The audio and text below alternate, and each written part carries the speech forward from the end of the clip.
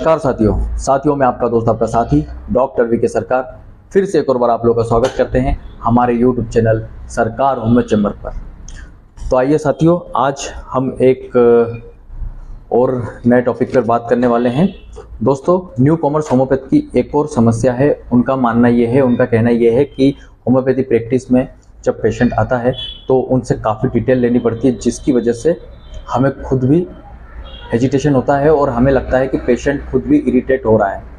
तो उसके विषय में आज हम बात करेंगे कि इसका हम क्या तोड़ निकाल सकते हैं, जिसके लिए मैंने एक स्टडी किया है और आप लोगों के लिए एक बहुत ही शानदार सा सॉल्यूशन निकाला है।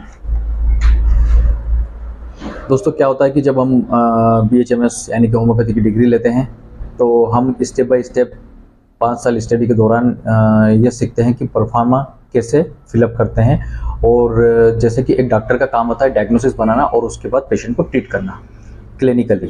आजकल तो काफ़ी सुविधाएं हो गई है, डायरेक्ट टेस्ट करो और टेस्ट के आधार पर काम करो। लेकिन जैसे कहते हैं ना कि मशीनें आने से इंसानों की ज़रूरत कम हो गई है, ठीक उसी तरह से डॉक्टर का टैलेंट भी कम हो रहा है, क्योंकि वो आजकल ज़्यादा रिपोर्ट के बेसिस पे चलता है। लेकिन क्लिनिकली डॉक्टर का जजमेंट बहुत स्ट्रांगली होना चाहिए, क्योंकि डॉक्टर इन्वेस्टिगेशन करता है खुद के सपोर्ट के लिए कि हाँ, जो उसे लग रहा है वो वाकई में वो उसको सही लग रहा है या नहीं।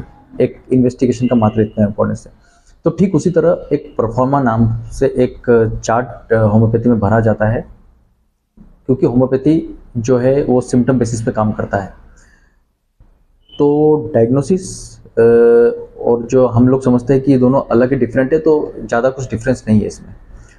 पेशेंट आया बुखार के या कोई भी, फॉर एग्जांपल, आने के बाद आपने उसके सिम्टम लिए, उसको बुखार है, सर्दी खांसी है, आपने तुरंत उसके सिम्टम लेकर के ये क्लियर कर लिया कि हाँ, इसको वायरल इन्फेक्शन है या मलेरिया है या टाइफाइड है, उसके आधार पर उसको ट्रीटमेंट दे दिया। लेकिन होम्योपैथी में इसके बेसिस पे भी आप ट्रीटमेंट कर सकते हैं, डायग्नोसिस के बेसिस पे। लेकिन अगर आप सिम्टम के बेसिस पे भी यदि जाकर के उसको ट्रीट करते हैं तो भी वो ट्रीट हो सकता है, क्योर हो सकता है। तो उसके लिए सिम्टम कलेक्ट करना पड़ेगा। वो 10-12 जो भी सिम्टम बोल रहा है, मुझे ये हो रहा है, सर्दी हो रही है, खांसी हो रही है, बॉडी पेन हो रहा है, सिर दर्द हो रहा है, उसको लेकर के भी एक दवा निकल करके सामने आती है, उसके आधार पर भी उसको ट्रीट कर सकते हैं।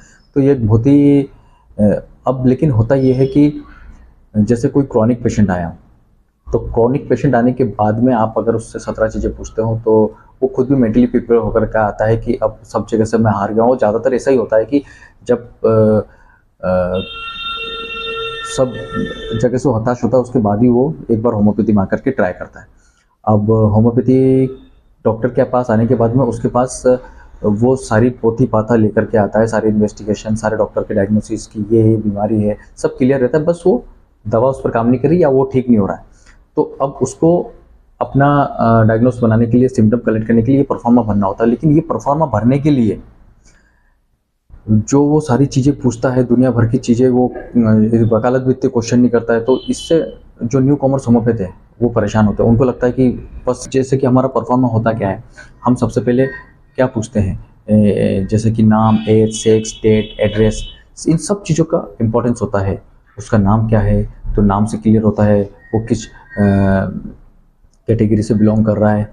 और एज क्या है तो कुछ बीमारी, कुछ डिफरेंस एज में ही इंडिविजुअल होता है।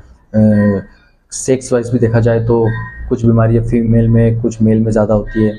और डेट तो कलेक्ट करते हैं हम जो रिकॉर्ड कीपिंग करते हैं उसके आधार पर। और एड्रेस, वो किस लोकेशन पे रह रहा है। जैसे कि कोई लोकलाइट पेशेंट है आपके पास में, तो आप जान सकते हैं कि वो इस एरिया में रह रहा है, तो उस एरिया के हिसाब से भी, स्लम एरिया में रह रहा है या अर्बन एरिया में, तो उस हिसाब से आप वो एक जजमेंट लगा सकते हैं।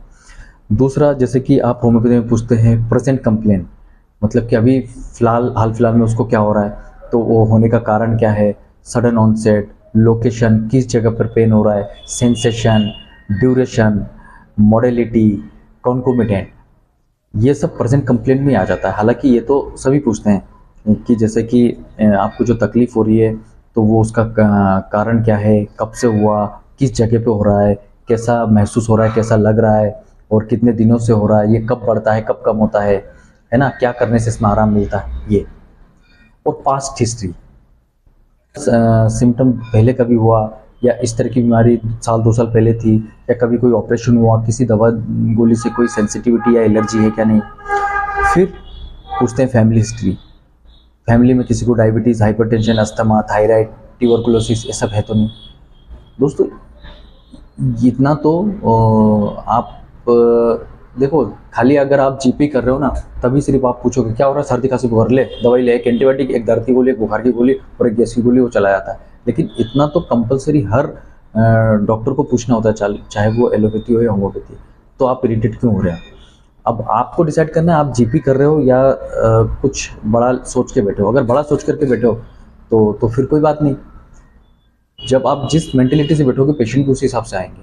आप सोच के बैठोगे खाली इंजेक्शन बॉटल लगाना, तो पेशेंट भी उसी मेंटेलिटी से आएगा और आपसे इंजेक्शन बॉटल लगा करके चला जाएगा। लेकिन अगर आपने सोचा है कि नहीं यार, मेरे पास कोई एक पेशेंट ऐसा होना चाहिए जो वाकई में सब जगह से हताश है, मैं उसको ट्रीट करूँगा, तो आपको इस मेंटेलिटी के साथ बैठना पड़ेगा।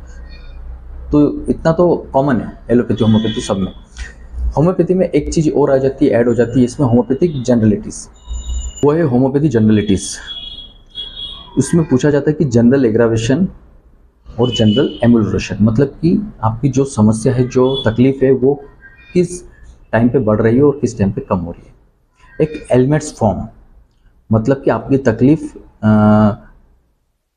किस पॉइंट पे ज़्यादा बढ़ जाता है, एंगर के समय में, इमोशन या जॉय या फ्राइडनेस या टेंशन में। मतलब कि सबका नेचर थोड़ा अलग होता है। कोई जॉय नेचर का होता है, कोई इमोशनल ज़्यादा होता है, कि किसी का एंगर गुस्सा ज़्यादा होता है, कोई फ्राइड नेस में होता है, कोई स्ट्रेस या टेंशन नेस में होता है। तो किसी किसी की समस्या उस पर्टिकुलर टाइम में बढ़ जाती है, मतलब कि वो एग्रेसिव फॉर्म में दिखता है उस समय में। जैसे कि उसको जो भी तकलीफ है, अगर वो इमोशनल हो रहा है तो उस समय वो ज़्यादा कंप्लेन करेगा, है ना। तो इस तरह से उसका इम्पोर्टेंस होता है। ये सिम्टम किसी और पैथी में नहीं, ये स्पेशली होम्योपैथी में आपको मिलेगा। फिर फिर हम उससे पूछते हैं फिजिकल एग्जामिनेशन।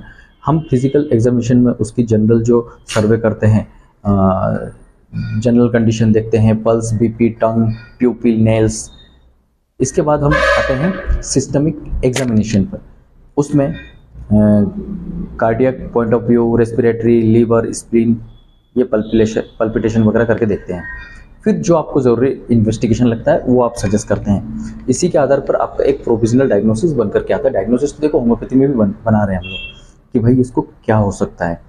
उसके बाद जब आप इन्वेस्टिगेशन आने के बाद में आप उसको फाइनल डायग्नोसिस नाम देते हैं। मतलब डायग्नोसिस बना रहे हैं, ये कहना गलत होगा कि होम्योपैथी की सिम्टम के आधार पर काम करती है, डायग्नोसिस पे काम नहीं करती है। डायग्नोसिस वो भी बनाती है, लेकिन उसके बाद में हम एक काम और करते हैं, इवैल्यूएशन ऑफ सिम्टम। जो मेन उसके सिम्टम है उसको कलेक्ट करते हैं। उसके बाद डिस्क्राइब करते हैं रेमेडी। अब क्या होता है कि इतनी सारी चीज़ें आपको जनरली याद नहीं रहती है, क्योंकि जब आपकी प्रैक्टिस चल जाती है, थोड़ी भीड़ बढ़ जाती है, तो आपका फोकस पेशेंट और पैसे की तरफ होता है और आप इतनी सारी डिटेल लेते नहीं है। और कहीं ना कहीं आपका एक्सपीरियंस भी हो जाता है कि आप जजमेंट कर लेते तुरंत देख के कि इसको क्या आवश्यकता है, तो फटफट आप उससे कॉमन चीज़ें पूछ करके छुट्टी कर देते हैं। तो उसमें भी ये आपका प्लस पॉइंट है कि आपका एक्सपीरियंस अच्छा हो गया। आप समझ जाते पहले कि क्या पूछना इंपॉर्टेंस है क्या नहीं, तो आप जनरली चीज़ें पूछ करके उसको प्रिस्क्राइब करते हैं। तो लेकिन अब जो कई बार, अब सारे तो जनरल पेशेंट आएंगे नहीं, जो क्रॉनिक पेशेंट आएंगे कई बार वो मिस हो जाता है, छूट जाता है। तो उसके लिए एक मैं आपको एक आसान सा तरीका बताता हूँ। जो आपका प्रिस्क्रिप्शन पैड है वो अब आप या तो आप प्रोफार्मा लेकर के बैठ जाओ या अलग से एक प्रोफार्मा बना लो। ये जो मैंने बनाया है ये मेन चीज़ें हैं, इसमें सारी चीज़ें आ गई है, लेकिन इसमें भी मैंने कुछ चीज़ें छोड़ के दिया है। और कई बार प्रिस्क्रिप्शन पैड जो आप छपाते हैं वो आप ऐसे भी छपा सकते हैं, जिसमें इसमें सब आप शॉर्ट में लिख सकते हैं। जैसे कि प्रेजेंट कंप्लेन, तो आप समझ जाएंगे प्रेजेंट कंप्लेन में क्या क्या होना चाहिए। आप उससे पूछोगे कब से हो रहा है, कब से स्टार्ट हुआ है, क्या लोकेशन है, क्या सेंसेशन है, क्या ड्यूरेशन है, क्या मोडेलिटी है, क्या कंकोमिटेंट है ना। या पूछ के प्रेजेंट कंप्लेन में लिख दिया। वहीं एक पॉइंट मैंने इसमें रखवा है पास्ट हिस्ट्री, इसमें similar, before, past, disease, operated, sensitivity, एक एक पॉइंट लिख दिया है, तो इससे आपको रिमाइंड हो जाएगा। फिर फैमिली हिस्ट्री में पहले से इसमें हम लोगों ने लिखवा दिया है डायबिटीज़, हाइपरटेंशन, अस्थमा। पूछो फैमिली में कोई अगर है, वो बोलेंगे अस्थमा, तो अस्थमा पे टिक कर दो। इसमें होम्योपैथिक जनरलिटीज, एग्रावेशन, एम्यूलेशन लिख दिया है, तो वो बताएगा पर्टिकुलर कब हो रहा है। तो एग्रावेशन कब हो रहा है तो इसमें लिख दो मॉर्निंग टाइम, एम्यूलेशन कब हो रहा है इवनिंग टाइम, ऐसा लिख दो। एलिमेंट्स फॉर्म, तो उससे पूछ लो या उसके अटेंडर से पूछ लो ये किस नेचर का है, तो आप उसमें ये पॉइंट डाल सकते हैं। फिजिकल एग्जामिनेशन में general condition, pupils, BP, tongue, प्यूपिल, ये सब हमने इसमें ऐड करवा रखा है पूरा प्रिस्क्रिप्शन से। तो बार बार आपको भूलने की जरूरत नहीं, जैसे आप प्रिस्क्रिप्शन पैड निकालेंगे ये सब दिख जाएगा, इन्वेस्टिगेशन, प्रोविजनल डायग्नोसिस और final diagnosis, evolution of symptom. लेकिन इवोल्यूशन ऑफ सिम्टम जब आप स्टडी के दौरान उसमें एक पूरा पेज ही होता है अलग से उसको लिखने के लिए, इसमें एक सिम्टम डाला है, लेकिन आप फॉर्मेलिटी के लिए है, लेकिन आप जो भी वो सिम्टम प्रेजेंट कंप्लेन से डालेगा तो वो लिख करके यहाँ पर पे आप लिख करके तुरंत रेमेडी प्रिस्क्राइब कर सकते हैं। और बाकी जो कुछ रहेगा तो आप पीछे के पेज जो कि पूरा ब्लैंक है उसमें भी यूज़ कर सकते हैं। पर इसमें आपको इरिटेट होने की ज़रूरत नहीं है, क्योंकि अगर क्रॉनिक पेशेंट आएगा इतनी हिस्ट्री तो आपको लेनी ही पड़ेगी, और अगर इतना नहीं पूछ पा रहे आप तो फिर कोई बात ही नहीं, इतना तो आपको पूछना ही चाहिए। और एक और चीज़ आपके काम के लिए मैं आपको बता दूं, क्या होता है, जैसा कि आप अगर सोच रहे हैं कि नहीं इतना पूछने से आपकी प्रैक्टिस ख़राब हो रही है, पेशेंट आ नहीं रहे, क्योंकि बहुत सारे पेशेंट विलेज में ऐसे भी होते हैं, उनके मेंटल में यही छपा हुआ होता है कि अगर उसने इंजेक्शन बॉटल नहीं लगा तो ये डॉक्टर नहीं है, तो वो मेंटल बना करके आता है कि इंजेक्शन बॉटल लगाना ही है। और क्योंकि ज़्यादातर गांव में अभी वायरल गर्मी के टाइम में आता है, फसल का टाइम होता है, उनको टाइम ही नहीं होता उनके पास इलाज कराने का, और मनी भी एक पॉइंट होता है, तो इसलिए वो चाहते हैं कि पहले डोज में इंजेक्शन बॉटल लग जाए, उस भले आप 17 चीज़ें कुछ भी डालो, उसको कोई मतलब नहीं है, फिर वो अगले दिन थोड़ा रिकवरी हो जाता है, अपने काम पर निकल जाए। किस करते हैं तो आप बस ऐसे प्रेजेंट कंप्लेन और जीपी के हिसाब से भी पूछ करके उसको प्रिस्क्राइब कर सकते हैं, क्योंकि आपके पास जब अच्छा अनुभव हो जाएगा तो आपके पास वायरल की मेडिसिन, क्रोनिक डिजीज़ की, पाइल्स की, पथरी की एक सेक्शन ही अलग बन जाएगा। जब वो आया वायरल का फ्लू चल रहा है, अब वो आपने देख लिया कि हाँ ये इंटरेस्टेड नहीं होम्योपैथी में, ये तुरंत मेडिसिन लेना चाहता है ज़्यादा पूछने में, तो एक आइडिया हो ही जाता है। तो जैसे वो आया, आपने जैसे एलोपैथी के बेसिस पे आपने क्या करा, एंटीबायोटिक और पेन किलर, एंटीहिस्टामिन और ये एंटी कोल्ड ये सब दे दिया, तो ठीक उसी तरह इपिटोरियम, चेल्सियम, आर्सेनिकल अपने पास भी है तो उसको दे दो। अब कंडीशन ये आती है कि वो कई बार बहुत सारे पेशेंट नहीं हम ये छोटी छोटी गोलियाँ काम, फर्स्ट टाइम जब वो देखते हैं तो ऐसा वो बोलते हैं ये नहीं कहेंगे, हमें वही दवाई दो जो हम शुरू से खाते आ रहे हैं। कोई बात नहीं, लेकिन जब एक बार पेशेंट का फेथ बनता है, वो एक बार ले चुका होता है, जब उसको दिखता है कि हाँ ये अच्छी दवा है, तो वो फिर आपसे ऐसी बात नहीं करता है, फिर वो इजीली उस दवाई को लेकर के खाता है। इसके साथ में ये तो रहा आपका प्रोफार्मा का, तो मैं आपको डिटेल में एक चीज़ और बताने वाला हूँ, जैसे कि पेशेंट कोई भी आया हो, कोई भी कंप्लेन लेकर के आया हो, उसको आप अगर इस टाइम पे एलोपैथी प्रिस्क्राइब कर रहे हैं तो उसमें होम्योपैथी क्या प्रिस्क्राइब कर सकते हैं, एलोपैथी वर्सेस होम्योपैथी पेशेंट के लिए भी अच्छा है और आपके लिए भी अच्छा है। तो ये जो कंटेंट रहेगा ये आपके लिए बहुत यूजफुल रहेगा, तो करते हुए और हमारे चैनल को सब्सक्राइब करना मत भूलिएगा। Thank you.